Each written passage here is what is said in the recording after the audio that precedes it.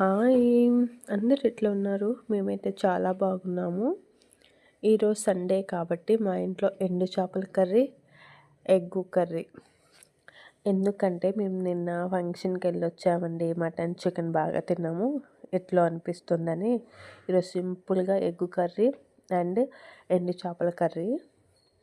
బేసిక్‌గా నాకు ఎండు చేపల కర్రీ చేయడం రాదండి. నేను యూట్యూబ్‌లో చూసి అలాగే మా ఫ్రెండ్స్‌ని కనుక్కొని మరీ చేస్తున్నాను.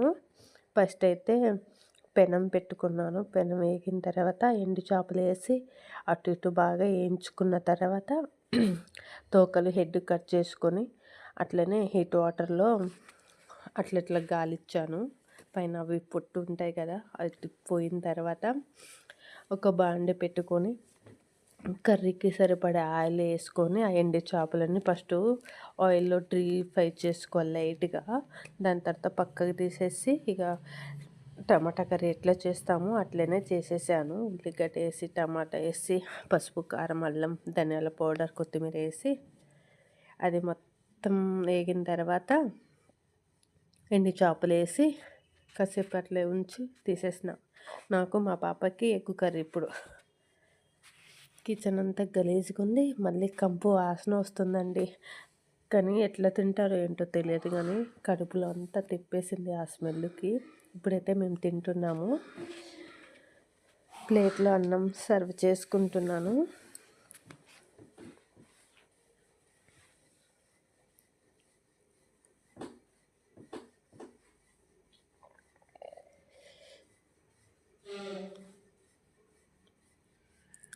సండే వస్తే పని ఉంటుంది కదండి.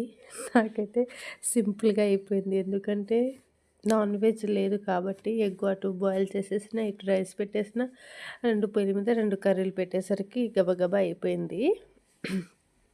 చేసే వాళ్ళకి మస్తు పని ఉంటుంది సండే. ఇప్పుడు నేను మా పాప టమాటా కర్రీ చేసుకుంటున్నాము. పక్కన బాయిల్ ఎగ్గు కొడదాం అనుకున్నా ఎగ్గు. కానీ ఈ 2-3 రోజులు రోజు గుడ్డు పొడే చేసుకొని తింటున్నాము. అందుకనే ఈరోజు బాయిల్ చేసిన.